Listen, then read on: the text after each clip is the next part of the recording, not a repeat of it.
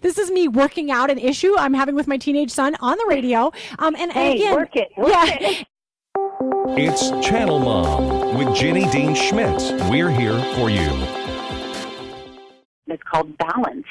And, I had one mom ask me, how do you decide what is essential in your life? And I said, in the study, I actually have you write down what you do during your week and how many hours it takes. And you also write down a lot of what you consider to be essentials. And then I ask you this question: if that particular item, that event, that activity was taken away or did not happen, what would the ripple effect be? Would it be a financial strain on your family? Would it be an emotional need?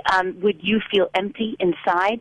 And depending on where you look at that repercussion or that outcome, that's, to me, how you decide what is an essential and what is extra. And I have to say, as a working mom, there are many nights when I am up until 1 or 2 in the morning getting everything done that I need to get done for my job and for me. And I made that choice because during the day, my children needed me. Yeah. And I knew I was going to just have to sacrifice. But I caution that to say that does not give me the right to wake up the next morning and be grumpy and irritable with people. Because, see, I made that choice. I decided that was essential to stay up that late and do it. Yeah. And there are some of us who work, and there are things that have to be done. And I will tell you the balance side of it and modeling for our children how to manage our time and helping them understand where boundaries are. I think that's one of the most beautiful life lessons we can teach our kids, is that the world and the universe and my world does not revolve around you. I love you, and you're part of it, but you're going to have to come join my world a little bit, too. And I'm going to come join yours.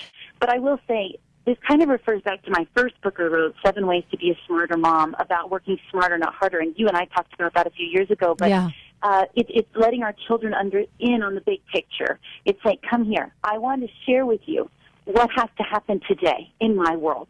And I need to know from you what needs to happen in yours, and we need to figure it out together. And we do it the night before, or we do it on Monday. But I will tell you, my 3 children and my husband and I, there's a calendar on our refrigerator that is color-coded. I see those boys living by that calendar. They know what their color is. They know what things are there. And the night before, I go to the counter with them. What do you need to get ready? What do you need to have here and there? What do I need to help you with? Because I have a meeting in the morning, or I have writing time written right here. You cannot bother me during that time. And they don't have to guess.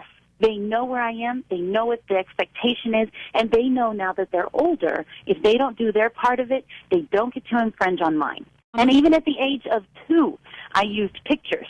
And they knew that I was working because I worked from home at the time. Anything that was red was when I was working. I set a timer. Okay. And they knew not to bother me, but they knew that an end was coming. I wasn't working all day. I didn't have my computer open all day long. I was theirs when we were reading stories or doing puzzles. Well, first of all, God bless you, because you're like the Uber mom, and no.